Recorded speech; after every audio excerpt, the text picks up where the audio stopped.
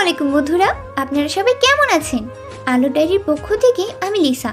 প্রতিদিন নতুন নতুন ভালোবাসার গল্প পেতে ও শুনতে চাইলে আমাদের আলো ডায়েরি চ্যানেলটাকে সাবস্ক্রাইব করে পাশে থাকা বেল আইকনটি বাজিয়ে দিও। কেমন?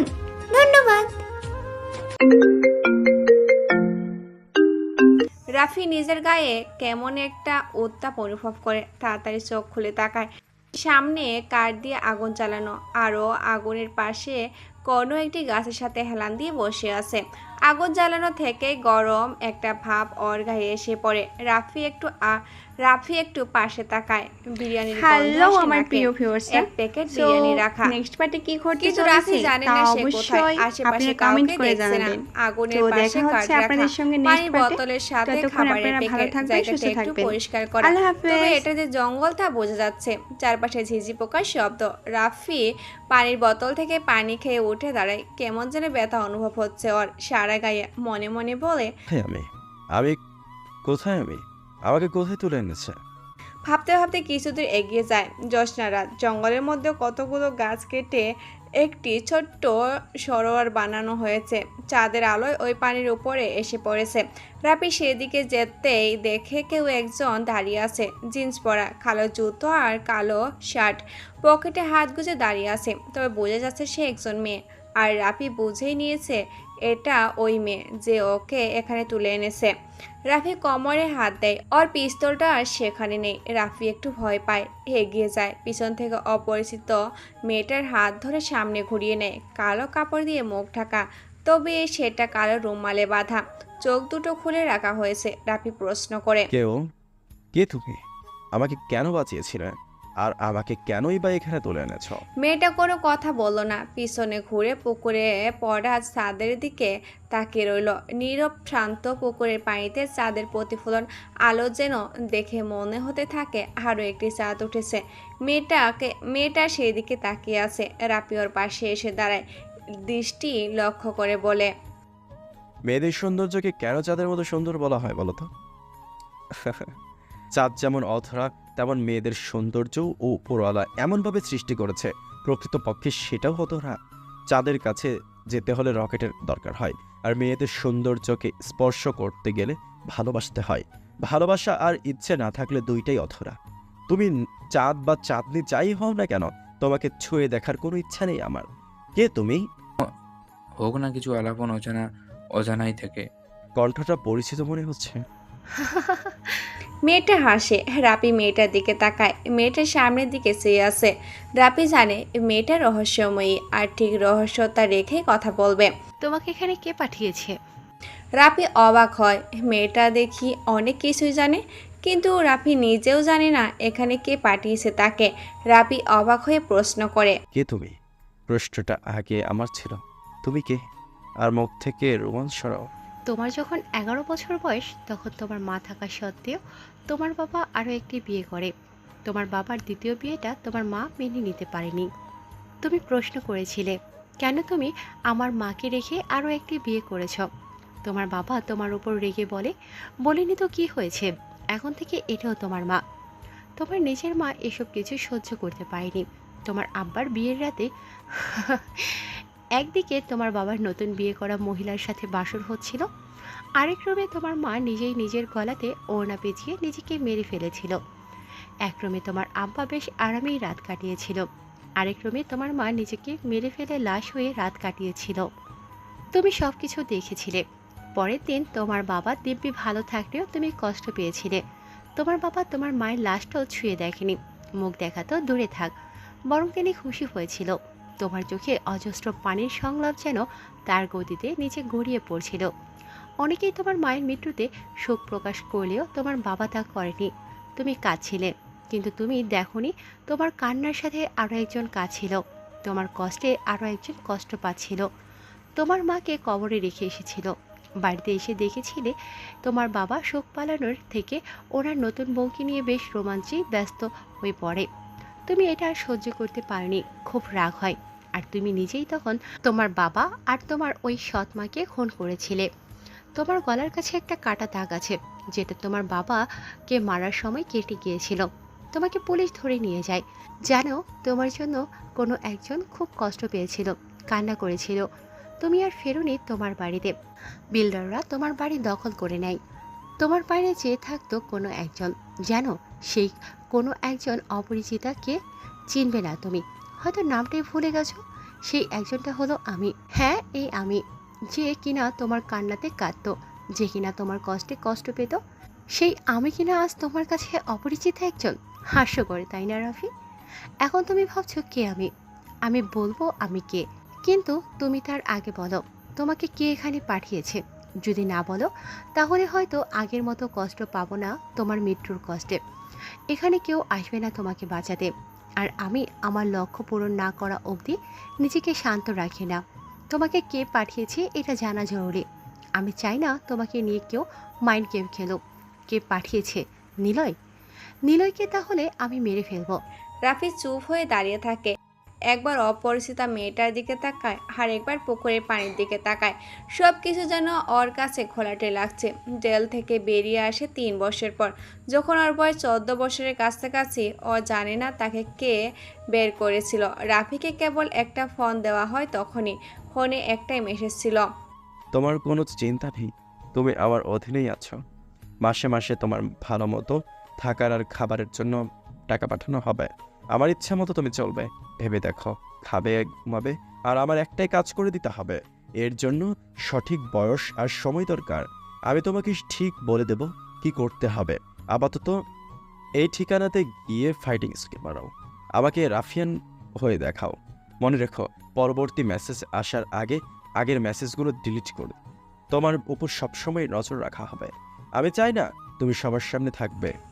ঠিক এরপরে রাফির নতুন জীবন শুরু হয়। পরিচিত নগর ছেড়ে চলে আসে বহু দূরে, যেখানে সে নিজেই রাফিয়ান শহর তৈরি করে। এরপর হঠাৎ একদিন একটা মেসেজ আসে, আর সেটা হলো, এই শহরে এসে থাকো, খাও, পড়াশোনা করো, আর নিলয়ের গল্প নীলা বা অন্যদের কাছে প্রকাশ করো। রাফি এখানে আসে, আর এসেই এই অপরিচিতার সাথে সাক্ষাৎ হয়। রাফি চেয়েছিল সবাই থেকে সব কিছু গোপন রাখতে, কিন্তু শেষে তা পারেনি। ঠিক এক আগন্তুক সবটা জেনে গেছে। রাফি ওকে মারার প্রস্তুতি নেয়, কারণ রাফিকে বলা হয়েছে কেউ যেন তার পরিচয় না জানে। অথচ এই অচেনা একজন জেনে গেল, একে আর বাঁচিয়ে রাখা ঠিক হবে না। রাফি বলে, আমি নিজেই জানি না আমাকে কে পাঠিয়েছে, আর এটাও জানি না তোমাকে কে এসব বলেছে, বা তুমি কিভাবে এসব জানো। আমি জানতে চাই তুমি কে, তোমার কি পরিচয়। আমি আমার ইচ্ছাটাকে কখনোই নষ্ট করি না। ইচ্ছাটা পূরণ করতে যদি তোমাকে, কে তুমি বলো, কে তুমি? দুজনেই চুপ হয়ে যায়। কেউ কোনো প্রকার কথা বলে না। আগন্তুক জানেই না ওকে দিয়ে মাইন্ড গেম খেলানো হচ্ছে, অথচ সে অর্ডের উপর থেকে মাইন্ড গেম সরাতে চাচ্ছে। রাফি নিজেই জানে না তার কাজ কি, অথচ সে সব কিছু করেই যাচ্ছে অর্ডারের মতো। কিন্তু ওরা কেন এমন করছে? নিজেদের মধ্যে কেন এত রহস্য রাখার কারণ কি? তবে যারা ওদের উপর মাইন্ড গেম খেলছে তারা সব কিছু জেনে ভেবে, হ্যাঁ, এটার জন্যই দুজন এত কাছে থেকেও নিজেদের মধ্যে রহস্য রেখে কথা বলছে। মেহরা সাহেব বাড়ি থেকে বের হয়, সাথে আবিরও বের হয়। আবি প্রশ্ন করে, আপনি কি অফিস যাবেন? হয়তো ওই লেটার বাক্সটা সরাতে যাবে। আমি নিজেই করে দেব, আপনি অফিস যান। জয় বা ওদের কারো যেন কোনো প্রকার সন্দেহ না হয় যে আপনি নিজেই ওদের উপর মাইন্ড গেম খেলছেন। ওকে, বুঝেছি, তুমি তাহলে ওখানে যাও। আবি মেহরা সাহেবের বাড়িতে একটা বাইক রাখা আছে। মেহরা সাহেব চলে যায় গাড়ি নিয়ে। আবি বাইকের কাছে আসে, বাইকে উঠে ঠিক তখনই নীলা বেলকুনিতে এসে দাঁড়ায়। বাইরে তাকাতেই দেখে আবি বাইক স্টার্ট দিচ্ছে। নীলা অবাক হয়। আবি পাগল ছিল, তাহলে বাইকে কি করে? ও কি তবে বাইক চালাতে পারে? কিন্তু কিভাবে সম্ভব? কখনো তো এমন দেখিনি। তাহলে কি আবি পাগল না? ও কি সব নাটক করছিল? কে তাহলে ও? রাবি প্রশ্ন করে পাশে দাঁড়িয়ে থাকা অপরিচিতার দিকে। কে তুমি? আমাকে কিভাবে এত সহজভাবে চিনলে? তোমাকে চেনা আমার কাছে কঠিন নয়, কঠিন তোমাকে কে পাঠিয়েছে সেটা জানা। আর তোমাকে যে রাফিয়ান জগতে পাঠিয়ে নিলয়ের শত্রু নাকি বন্ধু হিসেবে ব্যবহার করা হচ্ছে সেটা বুঝতে পারছি না। নিলয়কে আমি কখনোই দেখিনি। শুনেছি নিলয় হলো রাফিয়ান জগতের একমাত্র কিং, আর তাকে সরিয়ে সবাই তার জায়গা দখল করতে চায়। ভার্সিটিতে আসার সময় রাহি নামের কোনো একজন পাগলের সাথে পরিচয় হয়, কিন্তু সে আসলে পাগল ছিল না, সে পাগলের অভিনয় করত, কিন্তু রহস্যটা জানার আগে সেও হারিয়ে গিয়েছে। রাহি নয়, ও ছিল রাহাত, আর সাথে যে ছিল সে হলো নিলয়। তুমি নিলয়ের শত্রু না? তুমি, কারণ তুমি নিলয়কে জানতে, তবু তুমি কিছুই বলনি। হয়তো তোমাকেও নিলয়ের শত্রু হিসেবে পাঠানো হয়নি, না হলে নীলা ম্যামের কাছে তুমি রাফিয়ান জগতের কিং সম্পর্কে গল্প বলতে না। ওরা দুজনেই চুপ হয়ে যায়, কি বলবে আর খুঁজে পাচ্ছে না। রাফিকে ব্যবহার করছে কোনো একজন, আর এটাই হলো মেন রহস্য। আর রাফির পাশে যে দাঁড়িয়ে আছে তাকে ব্যবহার করছে মেহরাব সাহেব। দুজনেই নিলয়কে ক্ষতি করতে পারে, আবার নাও পারে, কিন্তু ওদের মাঝে নিজেদের করা প্রশ্নটা রয়ে গেল। কে তুমি? তোমাকে কে পাঠিয়েছে? ঠিক দুজন যখন নিজেদের মধ্যে প্রশ্ন শুরু করেছে, দূর থেকে শুনতে পায় তখন বাইকের শব্দ। ওরা ঘুরে তাকায়, দেখে ওদের দিকে একটা বাইক এগিয়ে আসছে। তারপর কালো রঙের বাইক রাফিয়ার অপরিচিত দিকে এগিয়ে আসে। বাইকের পিছনে এগিয়ে আসে আরও একটা গাড়ি, যেটা চালাচ্ছে নীলা।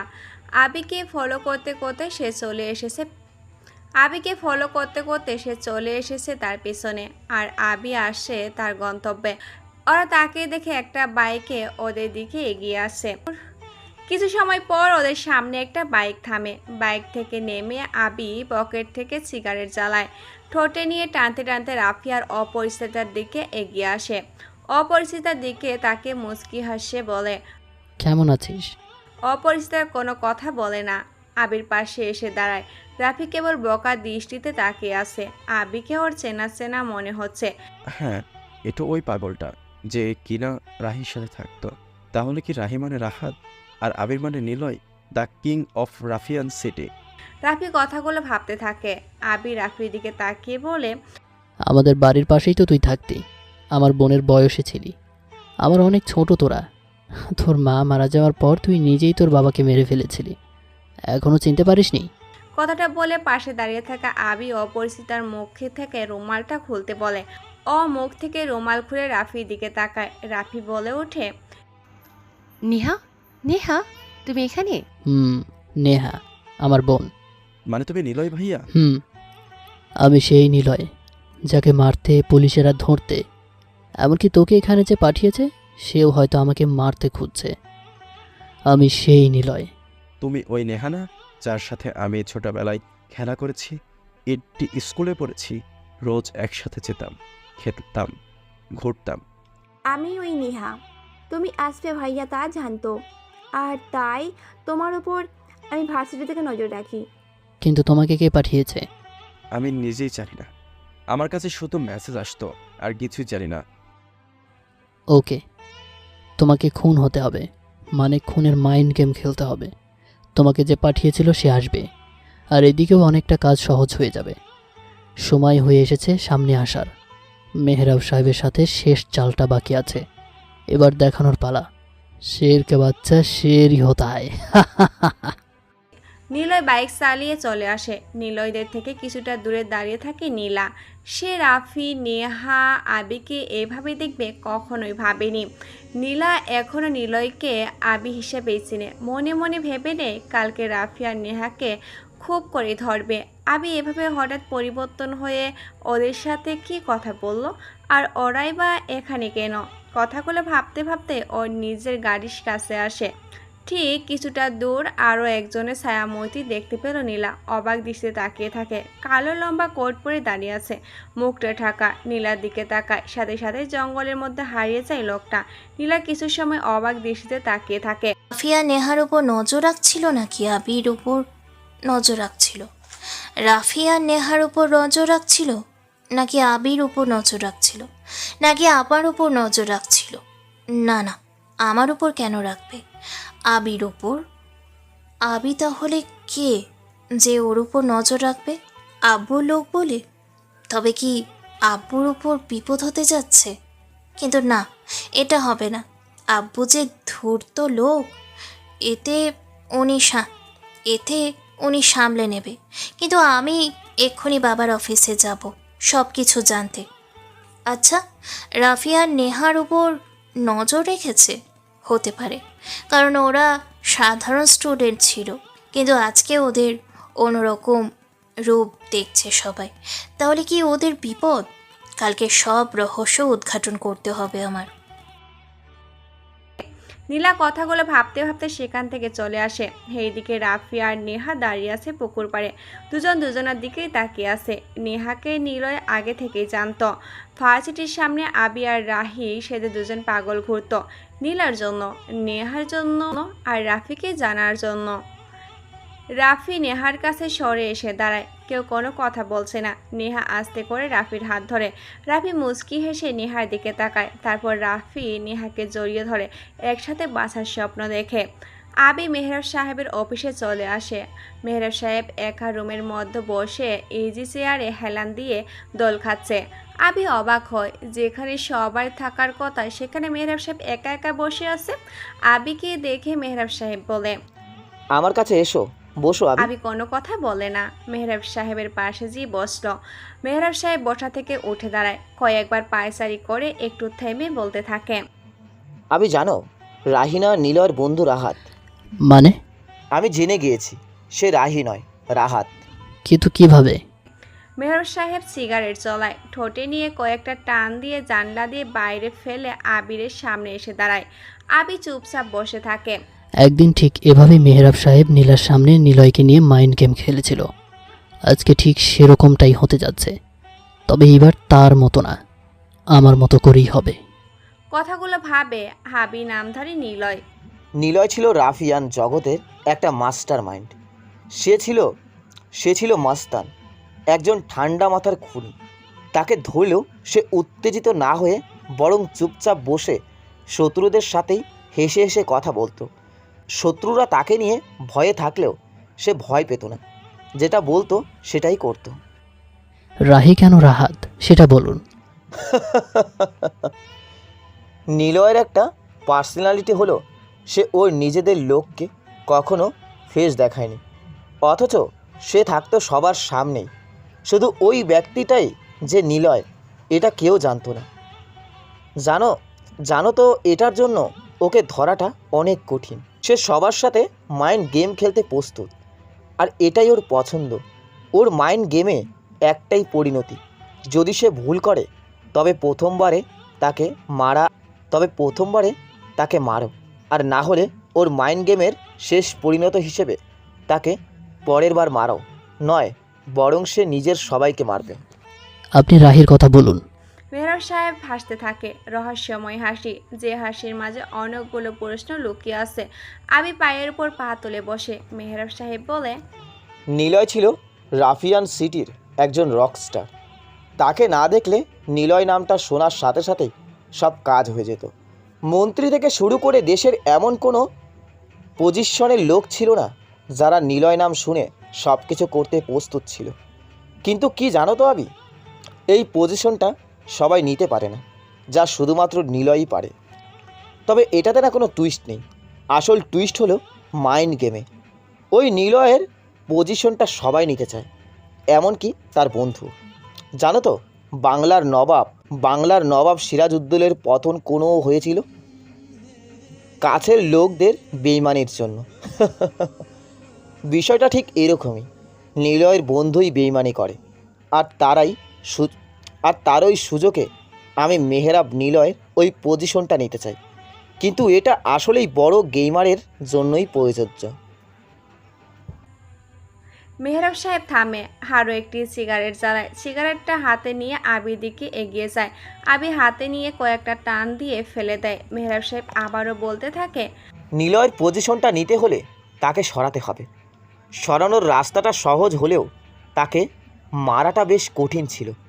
আমরা খুব কাছেই পৌঁছে গিয়েছিলাম, কিন্তু মাইন্ড গেমের পিছে ছোট্ট একটি সোলার বলে ছক্কা হাঁকিয়ে দেয় নিলয়। ওই লোকেরা সর্বদা আমাদের ওপরেই নজর রেখেছিল। মারার ঠিক শেষ মুহূর্তে এসে নিলয় আর তার প্রিয় বন্ধু রাহাতকে বাঁচিয়ে নেয়। ভুলটা ঠিক ওখানেই আমাদের। আমরা জানতেই পারিনি কে তাকে বাঁচিয়েছিল, কেন তাকে বাঁচিয়েছিল, আর নিলয় আজকে কোথায় কিছুই জানি না। কিন্তু সে ঠিকই ওর মাইন্ড গেম দ্বারা আমাদেরকে পরিচালিত করেছে। আমরা আমাদের মতো চললেও প্রকৃতপক্ষে নিলয় যা চাইছে সেটাই হচ্ছে। I need to Niloy. আবি, তুমি হবে নিলয়। আবি চমকে ওঠে। মেহরাব সাহেব আবির কাছে এসে দাঁড়ায়, আবির দিকে তাকিয়ে বলে, নিলয়কে খুঁজে বের করার একটাই প্ল্যান, আর সেটা হলো তোমাকে নিলয়ের রুমে প্রোটেকশন করা, পেসিজিট করা। আজ থেকে তুমিই নিলয়, তুমিই পারবে নিলয়ের মতো চলতে। আমি সব কিছুর ব্যবস্থা করছি। নো, আমি হব নিলয়। ও কেন হবে? মেহরাব সাহেব সামনে তাকায়, দেখে জয় দাঁড়িয়ে আছে। মেহরাব সাহেব কপাল কুঁচকে বিরক্তহীন দৃষ্টিতে তাকায়। জয় কোমর থেকে পিস্তল বের করে মেহরাব সাহেবের দিকে তাক করে ধরে। নিলয়ের জায়গাটা নেওয়ার জন্য আমি অনেক কিছুই করেছি, আর 2 দিনের আশা ওই ছেলেটা নিলয়ের জায়গা নেবে, আমি এটা হতে দেব না। দেখো জয়, তুমি শান্ত হও। নো মিস্টার, নো, অনেক হয়েছে।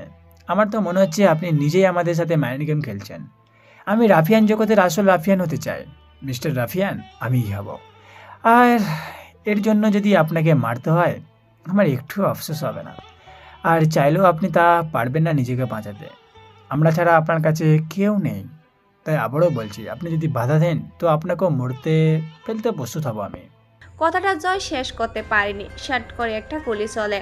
পুরো রুমটা কেবল কয়েক মুহূর্তের জন্য স্তব্ধ হয়ে যায়। সবাই অবাক হয়ে মেহরাব সাহেবের পিছনে দাঁড়িয়ে থাকা আবির দিকে তাকায়। মুখে সিগারেট, ডান হাতে মেহরাব সাহেবের পিস্তল, যা টেবিলের উপরেই রাখা ছিল। ঠোঁট দিয়ে সিগারেট কামড়ে নিয়ে ধোঁয়াগুলো নাক দিয়ে ছেড়ে দিতে থাকে। মেহরাব সাহেব ঘুরে তাকায় আবির দিকে, তারপর জয়ের পিছনে থাকা ফায়েজের লাশের দিকে। ফায়েজের বুকে গুলি লেগেছে। মেহরাব সাহেব চমকে ওঠে। যাকে নিলয়ের মতো রাফিয়ান বানাতে চেয়েছিল, সে নিজেই এখন এভাবে কাউকে খুন করবে ভাবতেই পারছে না। জয়ের সামনে ফায়েজের বুকে গুলি করে।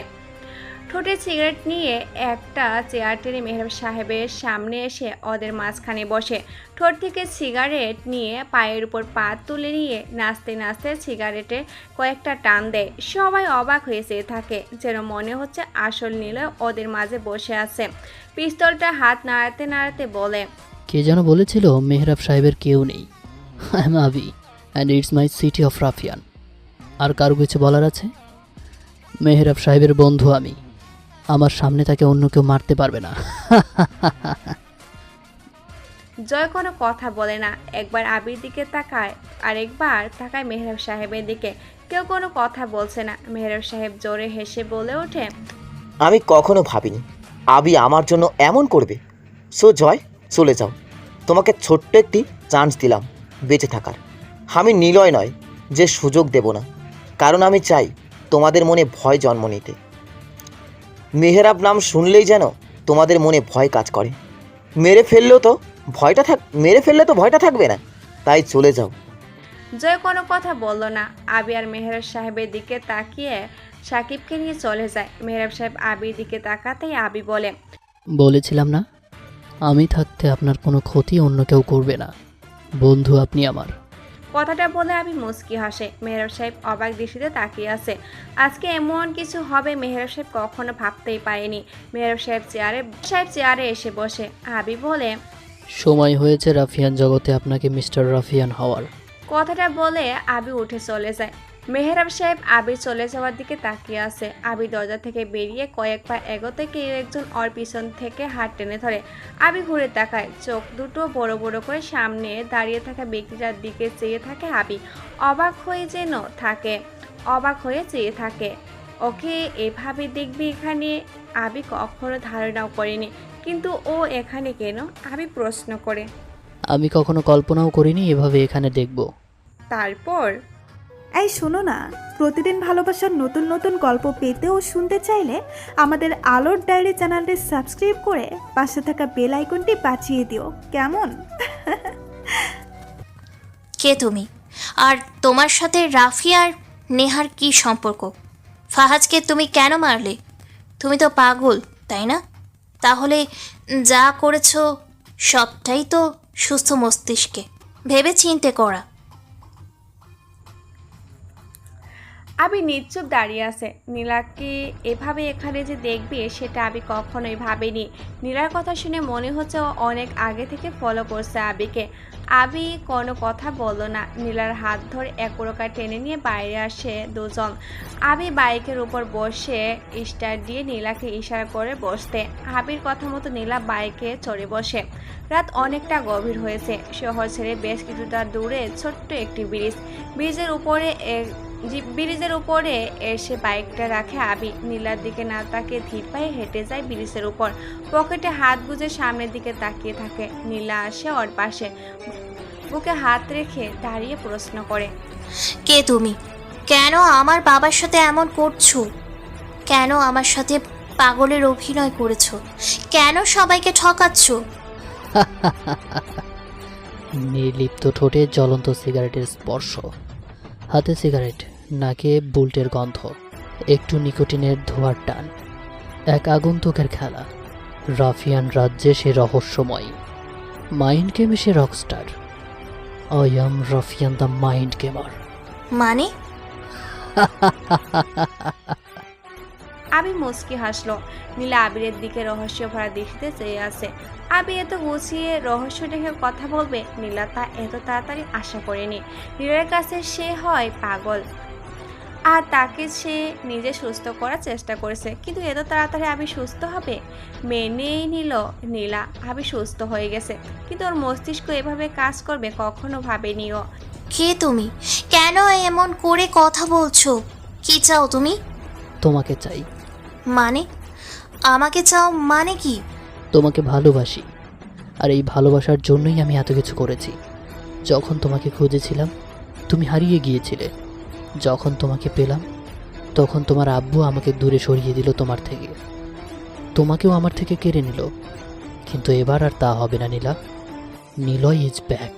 কি? তুমি নিলয়?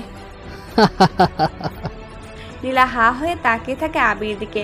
আবি নামধারী নিলয়ের দিকে তাকিয়ে নীলা অনেক বড় শকড হয়। মানে এ আবি নয়, নিলয়।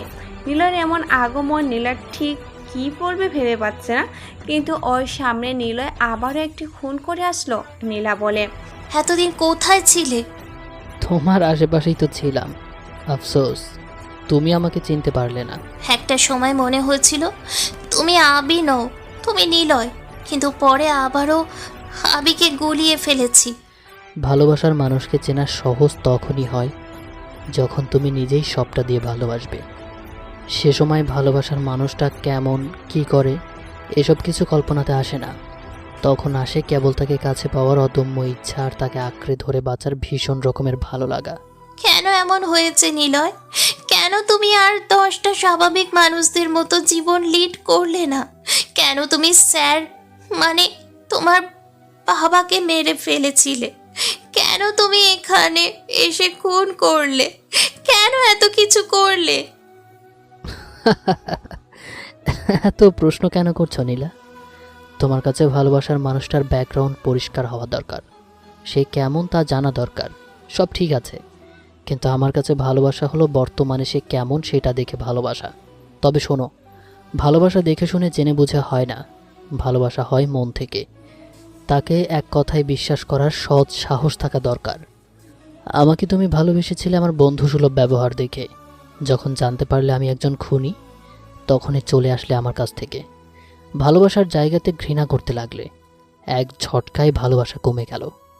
জানতে তো পারতে আমি খুন কেন করেছি, বা আদৌ আমি খুন করেছি কিনা। ভালো তোমাকে সবাই বাসবে, কিন্তু তোমাকে সঠিকভাবে বোঝার জন্য কেউ থাকবে না। ভালোবাসার জন্য পাগলামো সবাই করতে চাইবে, কিন্তু তোমাকে ঠিক মতো বুঝে তোমাকে কেউ ভালোবাসবে না। শুয়োরের বাচ্চা আর বাচ্চা শুয়োরের মধ্যে পার্থক্য কোথায় জানো? উচ্চারণে পার্থক্য, কিন্তু প্রকৃতপক্ষে তারা শুয়োরের বাচ্চাই হয়, আর তারা তাদের জাত অনুযায়ী চলে। শুয়োরের বাচ্চা গালি না হলেও প্রাণীটি নিকৃষ্ট জাতের বলে সেটা কোনো মানুষকে বললে রাগ হয়। কথাগুলো তোমাকে কেন বলছি খুনা একদিন বুঝতে পারবে। তোমাকে ভালোবেসেছিলাম, কথা দিয়েছিলাম। নিলয় যাকে কমিটমেন্ট দেয় সেটা কোনোদিন সে নিজে নষ্ট করে না। তোমাকে খুঁজে পেয়েছিলাম, দূরে ঠেলে দিলে আবার। এসেছি আবারও, দূরে ঠেলে দিতে চাইছো।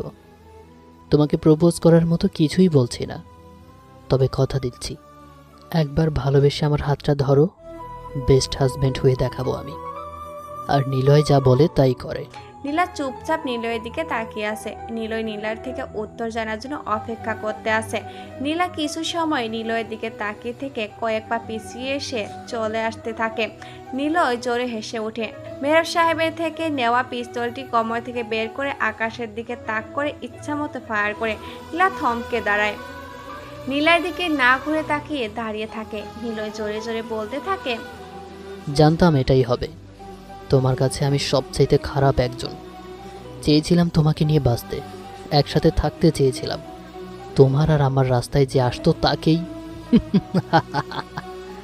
আমার আর ভালো হয়ে ওঠা হলো না নীলা। আমি ধ্বংস করে দেব সব কিছু। আর এটাই আমার কমিটমেন্ট। নিলয় যা বলে তাই করে দেখায়। তোমার জন্য আমি এত কিছু করেছি, আর আজ তুমি। রক্তের খেলাতে একটাই সমাপ্তির রেশ দেখা যায়, আর সেটা হলো মৃত্যু। আমি সবাইকে মারব, কেউ আমাকে মারতে পারবে না। আমি মরব তোমার সামনে এসে, নিজের হাতে নিজেকে মেরে ফেলবো। আর এটাই আমার নিলয় পুরো কথাটা শেষ করতে পারেনি। নীলা দৌড়ে এসে নিলয়কে জড়িয়ে ধরে। নিলয়ের বুকে মুখ গুজে দিয়ে ফুপিয়ে কেঁদে উঠল নীলা। কাঁদতে কাঁদতে নীলা বলে, বড্ড ভালোবাসি তোমাকে, তোমাকে আমার কাছে চাই সব সময়ের জন্য। কেন হারিয়ে যাও আমার থেকে বারবার? আমার কি দোষ? আমার তো ইচ্ছে আছে অনেক। আমি তোমাকে ভালোবাসি, তুমি যেমন হও না কেন। তোমাকে ঠিক করার দায়িত্ব আমার। তুমি খারাপ হলেও আমার, ভালো হলেও আমার। তোমাকে ঠিক পথে যদি আমি আনার চেষ্টা না করি, তাহলে আমি কিসের ভালোবাসলাম? আর হারাতে চাই না তোমাকে। আমার করে নেব এবার, আর এই সব কিছু ছেড়ে দিবা। নীলয় দু হাত দিয়ে নীলাকে আরো শক্ত করে জড়িয়ে ধরে। নীলয় কিছু সময় নীলাকে জড়িয়ে ধরে রাখার পর বলল, সব কিছু ছেড়ে দেব, কিন্তু আমার হিসেব বুঝে নেওয়ার পালা এসেছে। শেষবার মাইন্ড গেমের শহরে নিজের অস্তিত্বকে জানান দিতে চাই। আমি ওদের শহরেই ওদের স্টাইলে মাইন্ড গেম খেলব। তুমি আমার পাশে থেকো শুধু। এবার আর কোনো শক্তি নেই যে আমাকে তোমার থেকে আলাদা করতে পারবে, এমনকি তোমার বাবাও পারবে না। তোমাকে নিয়ে চলে যাব বহুদূর, যেখানে থাকবো কেবল আমি আর তুমি।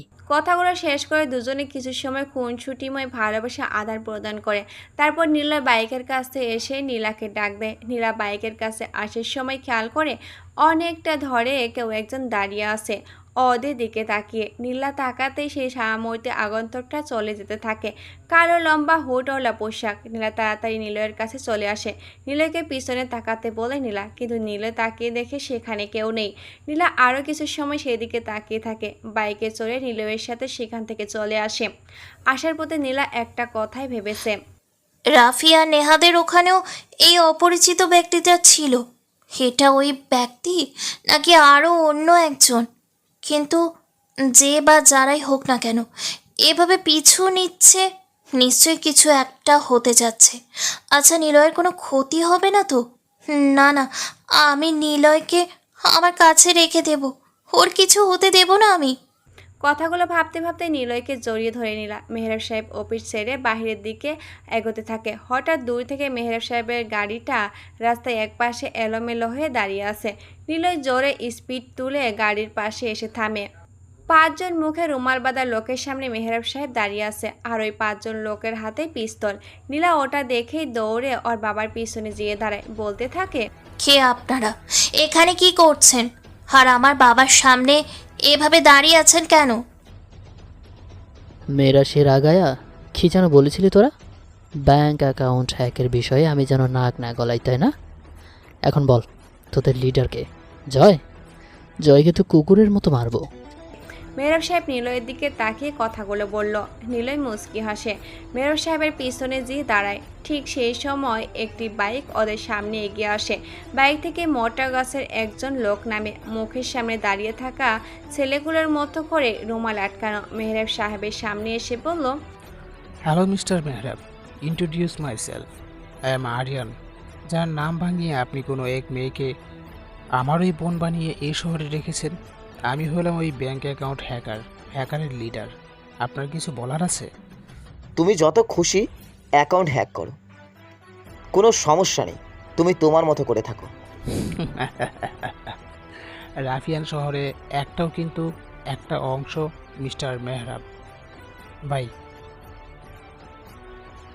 দেখা হবে কোনো এক অচেনা সময়ে চেনা জায়গায়। রহস্যময় কথা বলে রহস্যময় হাসি দিয়ে আরিয়ান তার গ্যাং নিয়ে চলে আসে তার সামনে থেকে। মেহরাব সাহেব ঘুরে তাকায় নিলয়ের দিকে। তিনি বললেন, আবি, আরিয়ানকে সরিয়ে দাও। ওর রহস্য আমার ভালো লাগছে না। রহস্যময় মানুষেরা তো রহস্য নিয়েই কথা বলতে আর শুনতে ভালোবাসে। আপনি রিল্যাক্স করুন, আর প্রথম থেকে এ অবধি সব কিছু ভাবুন। আপনার ভাবনার মাঝেই রয়েছে সব রহস্যের সমাধান। রহস্য এমন একটা জিনিস, বুঝতে পারলেও চিন্তা, না বুঝতে পারলেও চিন্তা। বাবা, আবিকে দিয়ে তুমি কি করাতে চাও? কিছু না। আচ্ছা, বাসায় চলো। আর আবি, আমি শিওর আরিয়ান হলো জয় অথবা নিলয় আর রাহাতের মাইন্ড গেম মাত্র। চ্যাপ্টার শেষ করতেই চাই। চলো তাড়াতাড়ি সব কিছু নিজেদের করে নিই। মেহরাব সাহেব গাড়ি নিয়ে চলে যায়। নীলাকে মেহরাব সাহেবের থেকে পাঠিয়ে দিয়ে পকেট থেকে ফোন বের করে নিলয় রাহাতকে ফোন দেয়। সময় এসেছে তোকে সামনে প্রকাশ হওয়ার, আর সেটা জয়দের সামনেই হতে হবে। মনে আছে তো, আমাদের দুজনকেই জয় মেরেছিল। আগে জয়ের সাথে দেখা করব। আচ্ছা। নিলয় ফোন কেটে দেয়। জোরে একটি শ্বাস নেয়, কিন্তু কেন যেন ওর মনে হচ্ছে কিছু একটা ভুল সে করতে যাচ্ছে। সব কিছু এত সহজভাবে হওয়াটা ওর কাছে ঠিক মনে হচ্ছে না। কিছু একটা হবে, কিন্তু কি সেটা নিলয় ভেবে পাচ্ছে না। তোমাকে একটা প্রশ্ন করি। নেহা রাফির দিকে তাকায়। দুজনে বসে আছে পাশাপাশি। রাফির করা প্রশ্ন শুনে নেহা রাফির দিকে তাকালো। রাফি ওর হাত ধরে বলল, নিলয় ভাইয়া তোমাকে কিভাবে জানে তুমি ওর বোন? আমি নিজেই জানি না কিভাবে জানেও। না মানেনি, কিন্তু ছোটবেলার সব কিছু সে দেখিয়েছে। আর মেহরাব সাহেবের সবটা তো আমি জানি। আমি যেখানেই থাকি সেখানেই একটি ডায়েরি ছিল, যা এখন নেই। ওখানে নিলয় আর আমাকে নিয়ে রাখা ছিল, আরও অনেক কিছুই ছিল। নিলয় ভাইকে জয় যেই দিন শেষ করতে চেয়েছিল, সেদিন ওনাকে কেউ একজন বাঁচায়। আর তারপরে আমার সাথে পরিচয় হয়। ওনাকে যে হসপিটালে রাখা হয়েছিল তার পাশেই মেহরাব সাহেব আমার সাথে রোজ দেখা করত। নিলয়ের ব্যাপারে বলতো সে নাকি আমাকে মারতে চায়, আমার পরিবারকে সে মেরেছিল। এসব কিছু শুনতাম আমি, খুব রাগ হতো। নিলয়কে খুঁজে মারার ইচ্ছাটা মনের মাঝে প্রবল হতে থাকে। তখন বলি আমি রাফিয়ান হয়ে নিলয়কে মারতে চাই। মেহরাব আঙ্কেল আমাকে সব কিছু শিখতে সাহায্য করে। একদিন পুরনো বাড়িতে ফিরছিলাম, রাস্তায় কয়েকজন ছেলেরা ঝামেলা করে। তখন ঠিক অতটা সাহস হয়ে ওঠেনি আমার। সে সময় নিলয় ভাইয়া এসে সবাইকে এমনভাবে পিটিয়েছিল যা দেখে আমি অবাক হয়ে গিয়েছিলাম। ওনার সাথে সেদিন থেকে পরিচয় হয়। আমি তখনও জানতাম না উনি নিলয় বা আমার ভাইয়া। ওনার থেকে জেনেছিলাম রোজ আমার সাথে যে ব্যক্তিটা দেখা করে সে আসলে কে। আমি ওকে বলেছিলাম আমার বাবা, কারণ মেহরাব সাহেব আমাকে ছেলে হিসাবে অনেকের কাছে পরিচয় দিয়েছে। এসব কিছু শুনে নিলয় ভাইয়া হাসতো। আস্তে আস্তে আমাদের ফ্রেন্ডশিপ তৈরি হয়। ওনাকে একাই থাকতে দেখতাম, হাতে পায়ে মাথায় চোট লাগা অবস্থায় দেখতাম। ওনাকে জিজ্ঞাসা করতাম কেন মেহরাব সাহেবের কথা শুনলে উনি হাসে। এক সময় তিনি সব কিছু ক্লিয়ার করে। প্রথমে আমি অবাক হয়েছিলাম, এমনকি তাকে মারতেও গিয়েছিলাম, কিন্তু কোনো একজন ব্যক্তি সবটা কোনো একজন ব্যক্তি মানে কে সে? একদিন তাকে দেখেছিলাম, আর সে এসে এমন কিছু বলেছিল যা গ্রহণযোগ্য ছিল। তারপর তাকে আমি দেখিনি। নিলয় ভাইয়ার সব কিছু আমি তখন জানি। ওনার প্ল্যান অনুযায়ী আমি ভার্সিটিতে যাই, তোমার সাথে পরিচয় হয়। তোমার কথা ভাইয়া আমাকে বলে। কিন্তু আমি যে কারোর নির্দেশে এইখানে এসেছি এটা ভাইয়া কীভাবে বুঝলো? তবে কি আমার উপরে অন্য লোকেরা নজর রেখেছেন? আমাকে বা আমার দিয়ে কি করাতে চায় জানি না, তবে আমি ভাইয়ার কিছু হতে দেব না। এটা শেষ অবধি আমি ওনার সাথে থাকবো। আর তুমি যদি না থাকো তাহলে আফসোস নেই, তবে কষ্ট পাবো। অপেক্ষাতে আছি ভাইয়ার কলে। দুজন বসে বসে আরো কিছু সময় গল্প করে। তারপর আমাদের প্ল্যানটা এবার কাজে লাগাতে হবে। জয়ের কথা শুনে সাকিব বসা থেকে উঠে দাঁড়ায়। জয়ের দিকে তাকিয়ে বলল, চল নীলাকে কিডন্যাপ করি। আর মেয়র অফ সাহেবকে বোঝায় আমাদের ক্ষমতা একটু। সাকিব জয়ের কথা শুনে বসা থেকে উঠে দাঁড়ায়। ঠিক তখনই শুনতে পায় অনেকগুলো বাইকের শব্দ। ওরা পিছনে ঘুরে তাকায়, দেখে কতগুলো বাইক চালিয়ে কয়েকজন জয় আর সাকিবের দিকে আসছে। জয়দের সামনে এসে বাইকগুলো থেমে যায়। হেলমেট খুলে সবাই বাইক থেকে নামে। জয় শব্দ করে বলল, আরিয়ান ভাই তুমি? আমি। কিন্তু তুমি এখানে কেন? কারণ এখানে আমাকে তোর প্রয়োজন। মানে আমার কেন প্রয়োজন হবে তোমাকে? কারণ আবি আর মেহরাবকে আমি মারতে চাই, পুরো দেশের ব্যাংকগুলো আমার আন্ডারে নিতে চাই। মানেই খুব সহজ, ব্যাংক অ্যাকাউন্ট হ্যাকগুলো আমারই করা। কিন্তু আবি আর মেহরাবের জন্য এটা এখন সম্ভব হচ্ছে না। শোন, আমি এমনি এমনি কাজ করি না, ডিলে আয়। তুই আর আমি মিলে ওদের দুজনকে মারবো। রাফিয়ান জগৎ তোর আর ব্যাংকগুলো আমার। এখানে বিশ্বাস করা না করার বিষয় না, এটা হলো আরিয়ানের ডিল। এবার বল, ওদেরকে মারার কোনো প্ল্যান আছে নাকি? জয় আর সাকিব আরিয়ান ভাইয়ের দিকে তাকায়। জয় ইমপ্রেস হয়। এই অবধি যারা এসেছে সবাই রাফিয়ান হতে চেয়েছে, কিন্তু আরিয়ান সরাসরি এটা বাদ দিয়ে টাকা নেশে চলে গেছে। জয়ের ব্যাপারটা ভালো লাগলো। আরিয়ানকে বলল, ভাই কাজটা অনেক কঠিন, নিলয় ঝামেলা করবে। নিলয়কে মেরে ফেলা হবে। নিলয়কে মারা মুখে বলা যতটা সহজ, তার থেকে বেশি কঠিন। কঠিন? আরিয়ানের কাছে কঠিন শব্দ হলে কিছু নেই। নিলয়ের দুর্বল জায়গায় বল। হুটগাটা, একটা মানুষের দুর্বল পয়েন্ট থাকেই। আছে ভাই, নীলা। সে হলো মেয়র সাহেবের মেয়ে নীলা। নীলয় নীলাকে ভালোবাসে। আমাদের প্ল্যান হলো নীলাকে তুলে আনা। আর নীলয়, হাবি আর মেয়র সাহেব আমাদের কাছে তখন চলে আসবে, আমরা মেরে ফেলবো। জয়ের কথা শুনে আরিয়ান মুচকি হাসলো ও জয়ের দিকে তাকিয়ে হাসি মুখে বলল, ডিল কিন্তু তাহলে ওটাই, আমার টাকা চাই আর তোর রাফিয়ান জগৎ চাই। বলে আমার টাকার দিকে নজর দিবি না। আর না, আমার এসব রাফিয়ান না কি যেন বলে, এসবে কোনো ইন্টারেস্ট নেই। এখন বল, কবে প্ল্যান অনুযায়ী কাজ করা হবে? জয় আরও অবাক হয়, সত্যি অনেকটা অবাক হয়। কারণ রাফিয়ান হওয়া মানেই তো টাকা, ক্ষমতা আর সব নিজের কাছে। কিন্তু আরিয়ান কেবল টাকার নেশায় নেশাগ্রস্ত। জয়ের সাথে সাথেই বলল, ভাই তোমাকে আমি অনেক বেশি টাকা দেব, এক্সট্রা 50 কোটি টাকা আমি তোমাকে দেব। তুমি কেবল নীলয়কে সরিয়ে দাও। টাকা? আহা, কি সোনালি রে! পুরুষ মানুষের দুটো নেশা বড়ই অদ্ভুত রে, নারী আর টাকা। তোকে চাইলে নারী দেবো, আমার শুধু টাকা দিবি। টাকায় সব কিছু হয় রে। রাফিয়ান জগৎটাকে টাকার খেলা না হলে টাকা দিয়েই মাইন্ড গেম হয়ে। টাকা, আহা কি সুন্দর একটি নেশা লাগানো শব্দ, টাকা। আরিয়ান টাকা টাকা করতে করতে বাইকে উঠে বসে। জয় রীতিমতো অবাক হয়ে চেয়ে আছে। আরিয়ানের মাঝে টাকায় নেশা। আসলে কথা সত্য, টাকায় সব কিছু সহজ করে দেয়। নেহা, আমাকে যেতে হবে। আমি তোমার সাথে খুব তাড়াতাড়ি দেখা করব। রাফির কথা শুনে নেহা রাফির দিকে তাকালো। রাফি আর নেহা দুজনে অনেকটা সময় ধরে বসে গল্প করছিল। ঠিক তখনই ওর সেই ফোনে মেসেজ আসে। আর রাফি জানে ওই ফোনে কিসের মেসেজ এসেছে। তাই নেহা পাশ থেকে উঠে দাঁড়িয়ে রাফি কথাটা বলল। নেহা বলে, কি হয়েছে? আমি এখন যাচ্ছি, পরে কথা বলবো।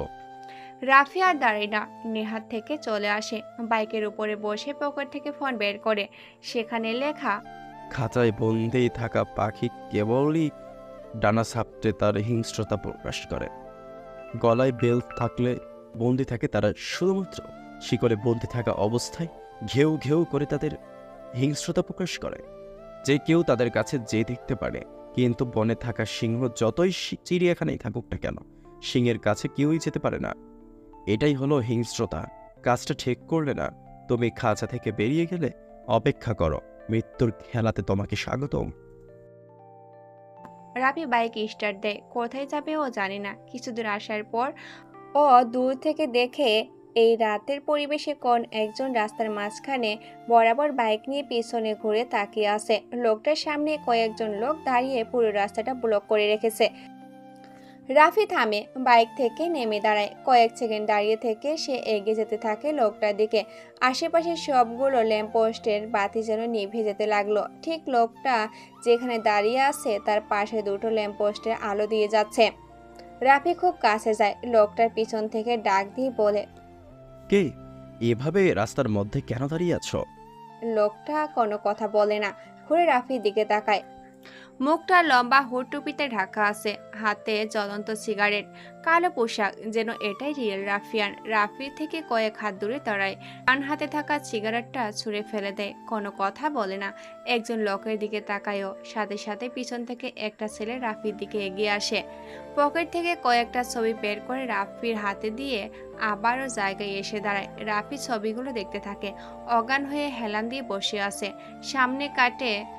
সামনে কাটে আগুন জ্বলছে। পরের ছবিতে দেখে রাফি কোনো এক আগন্তুকর বাইকের পিছনে বসে আছে। লিমনকে মেরে চলে আসার পর সেই চিরচেনা শাটারের পাশে দুজন লোক। শেষের ছবিটাতে রাফি দাঁড়িয়ে আছে জঙ্গলের পুকুরের সামনে, আর ও পাশে দাঁড়িয়ে আছে নেহা। তার মানে এই লোকটা সবসময় রাফি আর রাফিদের উপর নজর রেখেছিল, আর এটাই হল ওই লোকটা যাকে নীলা, নেহা, রাফি আর নিলয়ের কথা বলার সময় দেখেছিল জঙ্গলের ওই পুকুর পাড়ে। রাফির কাছে এখন অনেক কিছুই পরিষ্কার হয়ে গেছে। নেহার সাথে বসে থাকার সময় একটা মেসেজ আসে, আর মেসেজের শেষ অংশে লেখা থাকে, কাজটা তুমি ভুল করনি, প্রস্তুত হও রক্তের খেলায়। তাহলে কি যে পাঠিয়েছিল সে জেনে গেছে রাফি, নেহা আর নিলয়ের কাছে প্রকাশিত তিনি কে? নাকি সামনে যে দাঁড়িয়ে আছে ইনি সে অপরিচিত ব্যক্তি যে কিনা রাফিকে লিড করেছিল? নাকি এমনও হতে পারে রাফির সামনে দাঁড়িয়ে থাকা ব্যক্তিটা আলাদা একজন, সেও রাফির মতো এই অপরিচিত ব্যক্তির লোক। সে এইসব ছবি তুলে পাঠিয়েছে তার কাছে, আর সে জেনে গেছে এর থেকে। তাহলে কি রাফিকে মারতে এসেছে সামনে থাকা লোকটা? না না, আমাকে সে মারবে না, মারার হলে আগেই মেরে ফেলতো। কিন্তু এ লোকটা রাস্তার আটকে শুধু ছবি দেখাবে নাকি অন্য কিছু করবে? কি চাই? রাফি কথাগুলো ভাবছে, তখনই দেখে আরেকটা ছেলে ওর দিকে এগিয়ে এসে হাতে ছোট্ট একটি চিরকুট ধরিয়ে দিয়ে আগের জায়গায় দাঁড়ায়। কারো বিশ্বাস ভাঙলে, যারা বিশ্বাস ভেঙেছ তাদের মেরে দাও, না হলে সে হয়তো তোমাকে বিশ্বাসঘাতক বলে গালি দেবে, আর না হয় তোমাকে মেরে দেবে। আমি স্বার্থপর হতে চাই না, আর না হতে চাই প্রজা। নেক্সট কালো রাতে কেবল শোনা যাবে হাটতলা। আমাকে মাফ করে দাও চিৎকারে হবে মুখ তপ্ত। একজনে বেঁচে থাকবে, আর শুধু রাফিয়ান এসে গিয়েছে। হা হা হা। রাফি চিরকুট পরে সামনে তাকায়। সামনে দাঁড়িয়ে থাকা আগন্তুর সাথে থাকা লোকগুলো বাইকের উপরে বসতে থাকে। রাফি কিছুটা ভয় পায়, ঠিক যেটার ভয় সে এতদিন পাচ্ছিল। তাকে বিশ্বাস করে কেউ একজন তাকে এখানে পাঠিয়েছে, আর যে ব্যক্তিটির ছবি তুলেছে সেও রাফির মতো অন্যের কথা মতো কাজ করছে। কিন্তু রাফি এখন সবার সামনে প্রকাশিত, যা প্ল্যানে ছিল না। এর জন্যই হয়তো ওকে খেসারত দিতে হবে। কি অদ্ভুত লেখাগুলো! রাফি কথাগুলো ভাবতে ভাবতে সামনে তাকায়। আগন্তুক রাফির দিকে 2 আঙ্গুল উঠিয়ে কপাল ঠেকিয়ে ঘুট বাই স্টাইলে হাত নাড়িয়ে চলে যায়। রাফি বোকার মতো হাতে চিরকুট নিয়ে দাঁড়িয়ে আছে। আমি চাই না কারো গোলাম হতে, তবে কি আমি নেহা আর নিলয়কে মেরে ফেলবো? না না, এটা কেন করব? কিন্তু ওদেরকে না মারলে আমি কিছুই করতে পারবো না। আমাকে হয়তো নিলয়ের ওপর নজর রাখতে আনা হয়েছিল। হতে পারে নিলয়কে মারার জন্য এমনটা করতে পাঠায় আমাকে এখানে। কিন্তু নিলয়কে মারবো কিভাবে? পুরো দাবা খেলার গুটিটা তো এখন নিলয়ের কাছে। তাহলে কি নিলয়ের শত্রু জয়দের সাথে মিশে যাব আমি? না, ঠিক মিশবো না, আবার সবাইকে কিছু জানাবো না। রাফি বাইকে যেয়ে বসে, উদ্দেশ্য জয়দের কাছে গিয়ে ওদের সাথে টুকিটাকি কথা বলা। রাহাত মুখ আর হাত থেকে চুল দাড়ি সব কেটে ফেলে। সে আগের মতো হয়ে যায়। আয়নার সামনে দাঁড়িয়ে কিছু সময় নিজের মুখের দিকে তাকিয়ে থাকেও। একটু আগে নিলয় ওকে ফোন করেছিল। সময় এসেছে প্রকাশ হওয়ার। প্রথম টার্গেট আমাদের খুব কাছের বন্ধু থেকে শত্রু জয়কে মারা।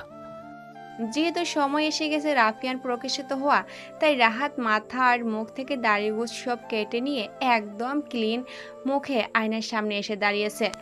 সামনের টেবিলে 2টা পিস্তল, বিছানায় কালো পোশাক রাখা আছে, রাফিয়ান ড্রেস আপ। মাইন্ড গেমার এই শহরের সবাই রাফিয়ান হতে চাইলেও সবাই পারে না। যেন চোর পুলিশের খেলার মতো মৃত্যু সবাইকে ধাওয়া করে বেড়াচ্ছে। মৃত্যু দ্রুত যেন সে নিজে। রাহাত ড্রেস আপের দিকে তাকিয়ে কথাগুলো ভাবতে ভাবতে মুচকিয়ে খাসি দিল। আর দেরি করবে না ও। গায়ের জামাটা পরে নিয়ে কোমরে পিস্তল গুজে নিল। টেবিলে থাকা ফোনটা হাতে নিয়ে নিলয়কে ফোন দেয়। প্রথমবারে রিসিভ করে নিলয়। রাহাত বলে ওঠে, দেখা হবে সেই চেনা জায়গায়। মৃত্যুর খেলাতে শেষ বিজয়টা হবে নিজেদের। যাচ্ছি জয়ের কাছে। জয়ের শহরে যেয়ে খেলবো মাইন্ড গেমের বীভৎস সেই রক্তের খেলা। দেখা হচ্ছে তাড়াতাড়ি। রাহাত ফোন কেটে দেয়। ফোনটা অফ রেখে পুরনো বাড়ি থেকে বের হয়েও কালো গাড়ির দরজা খুলে একটা সিগারেট জ্বালিয়ে দাঁড়িয়ে থাকে। কয়েক টান দিয়ে মাটিতে ছুঁড়ে ফেলে দিয়ে ড্রাইভার সিটে এসে বসে রাহাত। কোনো কিছু না ভেবে স্পিড তুলে সোজা চলে যায় গন্তব্যে। জয় আর সাকিব সেই পুরনো জায়গায় এসে দাঁড়িয়ে আছে। একটু আগে কেউ একজন রাহাত আর নিলয়কে খুঁজে পেয়েছে, সেই খবর দেওয়ার জন্য ওদেরকে রেখেছে। যদিও ওরা একা আসেনি, সাথে অনেক লোকও নিয়ে এসেছে। জয় এখন কোনো প্রকার রিস্ক নিতে চায় না। রাফিয়ান হওয়ার এই কালো রক্তের জগতে সে খুব কাছে চলে এসেছে। এখন সে কোনোভাবে কোনো ভুল করতে চায় না। যেই নিলয়কে মারবে সেই তো হবে আসল রাফিয়ান। আর জয় ঠিক এটার এই সুযোগের জন্য বেশ উত্তেজিত হয়ে আছে। নিলয়কে মারলেই সবাই তাকে ভয় পাবে। একটা রাজ্য হিংস্র রাজা থাকে, আর সেই রাজাকে যদি কোনো সাধারণ কেউ মেরে ফেলে, সে দেশের প্রজারা তখন তাকে ভয় পেতে শুরু করে। সবাই সামনে একটাই কথা ঘুরপাক খায়, ভয়ঙ্কর রাজাকে যে মারতে পারবে সে তো বেশি ভয়ঙ্কর। আর ঠিক এটারই অপেক্ষাতে আছে জয়। নিলয় নামক রাফিয়ান জগতের রাজাটাকে সে মারতে চায়। কথাগুলো ভাবতে ভাবতে দেখে একটা কালো গাড়ি দূর থেকে এগিয়ে আসছে ওদের দিকে। সে চিরচেনা জায়গা, বড় একটি জঙ্গলের মাঝখানে ফাঁকা জায়গা, যেখানে কোনো একদিন নিলয় আর রাহাতের জয় আর মেহরাব সাহেবকে মারতে চেয়েছিল। সেই গল্পটাই লম্বা হতে হতে আবারও সেই চিরচেনা জায়গায় নিয়ে এসেছে জয়দেরকে। কিন্তু প্রথমে জয়ের সাথে অনেকেই ছিল, আস্তে আস্তে সবাই হারিয়ে গিয়েছে। এখন জয় এসেছে চেনা জায়গাতে, একজন বেঈমান আর একজন রাফিয়ান। কি দারুণ এক রাফিয়ান জগতের খেলা, বেঈমান ভার্সেস রাফিয়ান। জয়ের থেকে বেশ কিছুটা দূরে গাড়িটা রাখে রাহাত। গাড়ি থেকে নেমে একটি সিগারেট জ্বালায়। জয়ার সাকিব ভয় পেয়ে বলে ওঠে, নিলয়? বিড়বিড় করে ওরা দুজন কথাটা বলে ওঠে। কিন্তু নিলয় কখনো মিশনে এসে সিগারেট খেত না, তাহলে কে? জয় কমর থেকে পিস্তল বের করে পিছনে দিয়ে হাত রাখে। জয়ের পিছনে অনেকগুলো ছেলে এসে দাঁড়ায়। রাহাতের মুখ দেখা যাচ্ছে না। হাতে থাকা জ্বলন্ত সিগারেট না টেনে মাটিতে ছুঁড়ে মারেও। তারপর মুখে আস্তে করে হেঁটে আসে ও কালো গাড়ির সামনে এসে বসে। এক পা ঝুলিয়ে দিয়ে আর এক পা ভাঁজ করে বসে ও দুহাত পিছনে দিয়ে হেলান দেওয়ার স্টাইলে বসে থেকে বলে, কেমন আছিস জয়? জয় ভয়ে কয়েকবার ঠক গেলে নিজেকে যথেষ্ট সামলে নেয়। সামনে এগিয়ে যায় জয়। একটা ছেলে চেয়ার এনে দেয় জয়ের কাছে। কিছুটা দূরে চেয়ারে বসে জয় বলল, কে তুই? চিনতে পারছিস না? গলার ভয়েসটাও ভুলে গিয়েছিস? শুনেছি মানুষের কাছে মৃত্যু দূত এসে গেলে সে নিজেই জানে না সে কি করবে। রাহাত। I am back. কেমন আছিস বিশ্বাসঘাতক? জয় বসা থেকে উঠে দাঁড়ায়। রাহাত গাড়ি থেকে নিচে নেমে আসে দাঁড়ালো। মাথা থেকে হুড টুপি তুলে জয়ের দিকে তাকায়। জয় এক দৃষ্টিতে তাকিয়ে আছে রাহাতের দিকে। জয় পিছনে গোজা পিস্তলটি বের করে রাহাতের দিকে তাক করে গুলি করতে চাপে। তখনই রাহাত বলে, ওয়েট বন্ধু, ওয়েট। এত তাড়া কিসের রে? আর কোনো ভুল করতে চাই না আমি। রাফিয়ান হওয়ার জন্য এত কিছু করেছি আমি। তোকে মারতে আমার একটু হাত কাঁপবে না রাহাত? রিল্যাক্স বন্ধু, হাত তো আমারও কাঁপবে না। রক্তের খেলায় মরতে তো হবেই, হয় তুই না হয় আমি। কিন্তু আয় না একটু বসে গল্প করি, কতদিন পর তোর সাথে দেখা। রাহাত, গল্প করাটা যে তোর একটা মাইন্ড গেম সেটা আমি বুঝতে পারছি। Mind game? Mind game? আর শোন না ভাই, রাহাত না মাইন্ড গেম খেলে না। রাহাত এসব মাইন্ড গেম খেলতে পছন্দও করে না। রাহাতের কাছে একটাই সলিউশন, ধরো তক্তা মারো প্যারেক। বুঝলি না তো? আচ্ছা শোন, আমার কাছে যেটা ভালো লাগে সেটাই করি। কোনো কিছু না ভেবেই তোকে এখনই মেরে দিতে পারি, কিন্তু আমার না একদমই তোকে মারতে ইচ্ছে করছে না। এখন গল্প করব। কতদিন হলো তোর সাথে কথা বলিনি, তোকে অনেক গল্প বলবো, শুনবি না? জয় পিস্তলটা রাহাতের দিকে তাক করে রাখে। রাহাত হাসতে থাকে। জয় এবার পিছনে আর একবার আশেপাশে তাকায়। না, সব কিছু এখনো জয়ের ভাবনার মতোই হচ্ছে। কিন্তু জয় জানে রাহাত যেখানে থাকবে নিলয় ঠিক সেখানেই থাকবে। জয় বলে, আমি জানি এটাই তোর মাইন্ড গেম, আমার সাথে কথা বলে সময় কাটানো। মানে নিলয়ের জন্য অপেক্ষা করাবি? এসব না পুরনো হয়ে গেছে, নতুন কিছু থাকলে বল। নতুন কিছু? নতুন কিছু দেখতে চাস? তাহলে শোন, তুই এখনই চাইলেও আমাকে মারতে পারবি না। তোর পিছনে যে লোকগুলো আছে তারা সবাই আমার লোক। তোর হাতে থাকা যে পিস্তলটা আছে না, ওটাতে না কোনো গুলি নেই। বিশ্বাস হচ্ছে না? দে আমার কাছে। কথাটা বলে রাহাত জয়ের কাছে এগিয়ে যায়।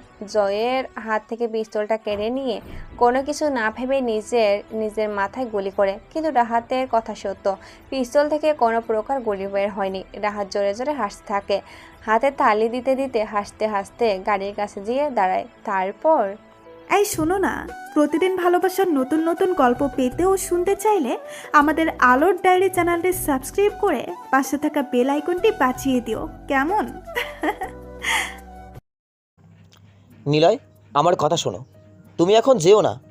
নিলয় মেহরাব সাহেবের বাড়ি থেকে বের হতে যাবে, তখনই নীলা এসে ওর সামনে দাঁড়ায়। নিলয় নীলার দিকে তাকাতেই নীলা ওপরে কথাটা বলে। নিলয় কিছু সময় নীরব দৃষ্টিতে নীলার দিকে চেয়ে থাকে। নীলা আবারও বলে, নিলয়, আজকে যেও না। নীলা সামনে থেকে সরো। প্লিজ নিলয়, আমার কথা শোনো। আমার কেমন যেন হচ্ছে। নিলয়ের ভাগ্য এক উপরওয়ালা ছাড়া কেউ বদলাতে পারবে না। আর শোনো, তুমি যখন নেহা আর রাফির সাথে কথা বলছিলে, ঠিক তখনই কোনো একজন তোমাদের উপর নজর রাখছিল। তোর বাবা ছাড়া কেউ নজর রাখবে না। মজা না নিলয়, সত্যি কেউ নজর রাখছিল। তোমাদের মতো পোশাক পরা ছিল।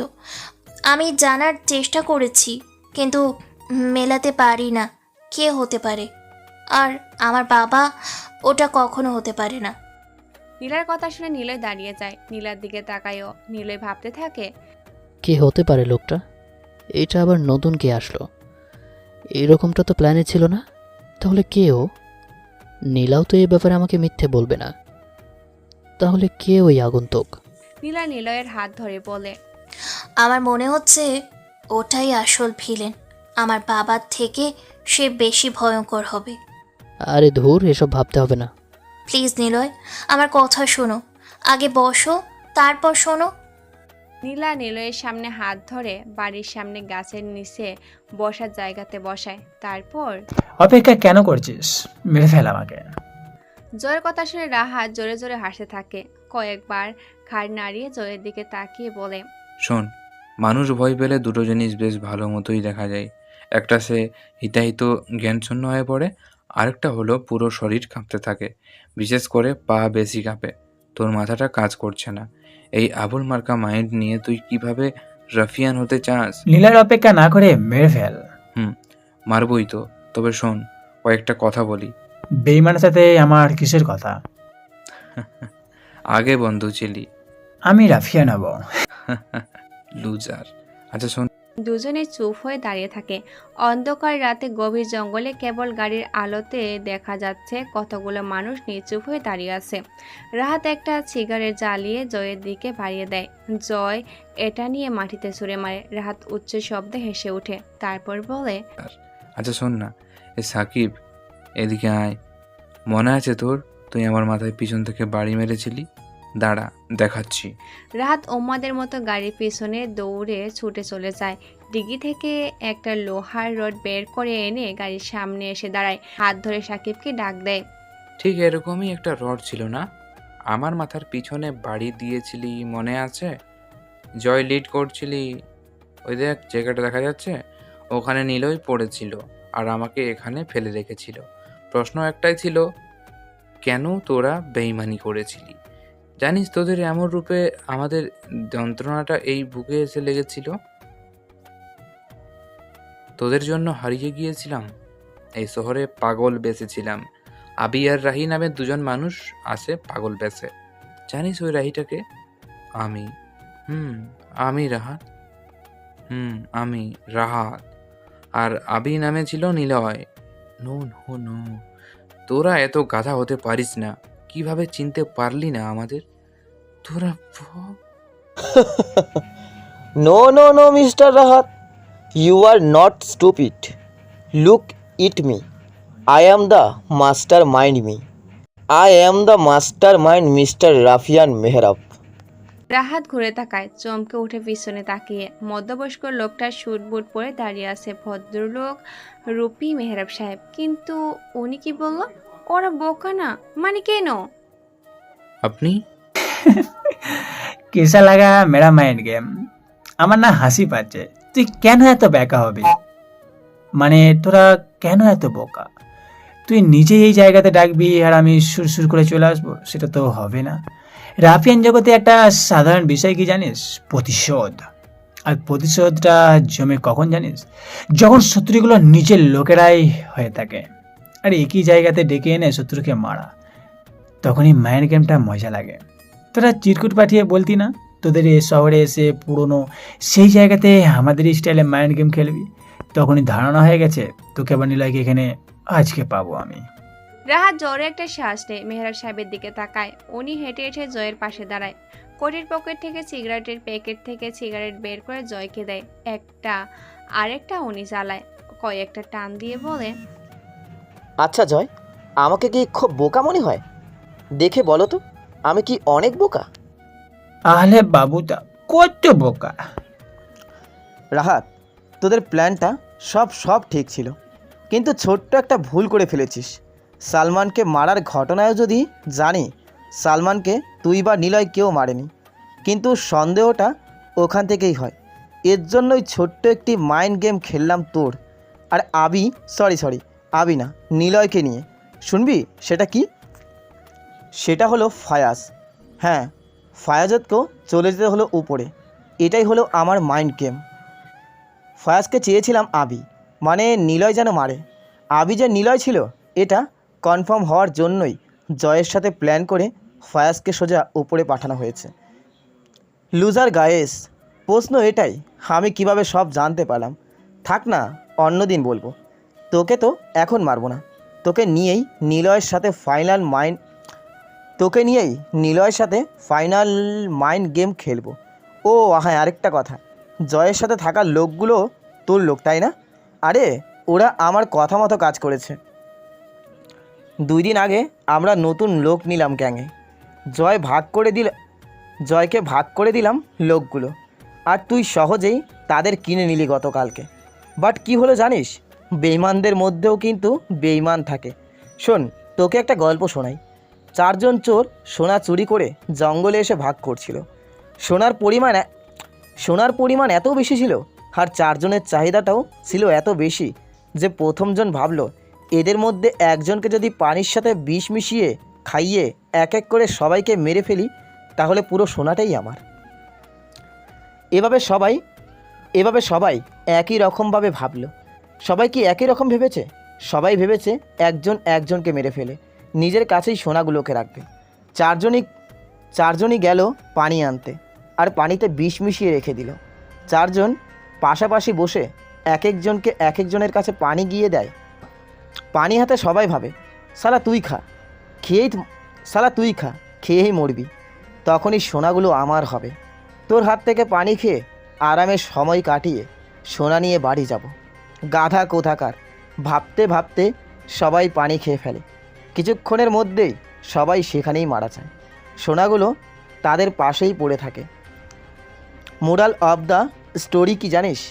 বিশ্বাস আর বেঈমান দুটো দিকেই দেখা যায়। হে যে বললাম না, বেঈমানদের মধ্যেও বেঈমান থাকে। ওই লোকেদের মধ্যে এমন 2 জন লোক আছে যারা তোর সাথে সহমতি হয়নি। ওরা আমার কাছে এসে টাকা দাবি করে তোর প্ল্যান সবটাই বলে দেয়। আমি আরও বেশি টাকা দিয়ে ওদের অভিনয় করতে বলি তোর কথা মতো। কেমন লাগলো আমার মাইন্ড গেম? তবে শোন, আমি চোর, তবে সোনার অংশ কাউকে ভাগ দেব না। আর না আমি রেখে মরে যাব। আমার সিংহাসন আর সোনার শহরটাও চাই। জয়, রাহাত, সাকিব সবাই মেহরাব সাহেবের দিকে অবাক দৃষ্টিতে তাকিয়ে আছে। লোকটাকে যতটা বোকা ভাবা হয়েছিল আসলে তিনি তার থেকেও বেশি চালাক, মাস্টার মাইন্ড গেমার। যেন ঠিক শেষ বলে ছক্কা সাকিয়ে হাসি মুখে ব্যাট নাচিয়ে বিজয়ী ছিনিয়ে নিয়ে যাচ্ছে। তবে মেহরাব সাহেবের সম্পূর্ণ কথা শেষ করতে শুনতে পায় রাহাতের উচ্চস্বরে হাসি। কি ব্যাপার? নিশ্চিত মৃত্যু জেনেও তুই হাসিস কেন? প্ল্যান সবটাই ঠিক ছিল, কিন্তু খেলাটা খেলবো আমি আর নিলয়। কথাটা বলে রাহাত কোমর থেকে পিস্তল বের করে ট্রিগারে চাপ দিবে, ঠিক তখনই বেশ জোর গতিতে একটা স্প্রাইট বাইক ওদের মাঝখানে চলে যায়। কয়েক দূর যেতে বাইকটা রাখা হয়, কয়েক দূর দূরত্ব যে বাইকটা রাখা হয়। মাথায় হেলমেট পরা মেহরাব সাহেব আর জয় রাহাতের দিকে তাকায়। রাহাতের হাত কেটে রক্ত বের হচ্ছে, পিস্তল পড়ে আছে নিচে। জয় এগিয়ে যাচ্ছে পিস্তলগুলো নিতে, ঠিক তখনই গুলি চালার শব্দ শোনা যায়। জয়ের থেকে এক হাত দূরে বুলেট এসে পড়ে। জয় সামনে তাকায়, বাইক থেকে ছেলেটা নামে পিস্তল হাতে জয়ের দিকে গুলি করছে। পিস্তল হাতে জয়ের দিকে তাক করে গুলি করছে। জয় মেহরাব সাহেবের কাছে এসে দাঁড়ায়। বাইকার ছেলেটা তখনও মাথার হেলমেট পরে আছে। মেহরাব সাহেব বোঝার চেষ্টা করছে কে বা কেন এখানে এসেছে। রাহাত আমাদের মারুক, এটাও সে করছে না। আবার জয় পিস্তল নিয়ে যাওয়ার সময় বাধা দিল। তাহলে কেউ কি চায়? আমাদেরকেও মারছে না, রাহাতকেও মারছে না, তাহলে সমস্যাটা কি ওর?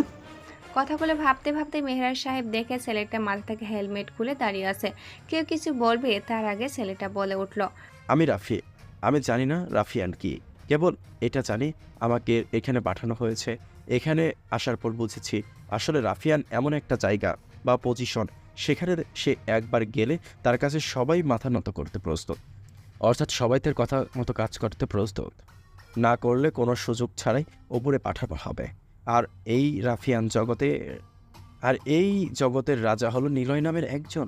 সে জানে আমি কে, কিন্তু সে এটা জানে না আমাকে কে এখানে পাঠিয়েছে। আর আমি শিওর আপনাদের মধ্যে কেউ একজন আছে, সে মাস্টার মাইন্ড।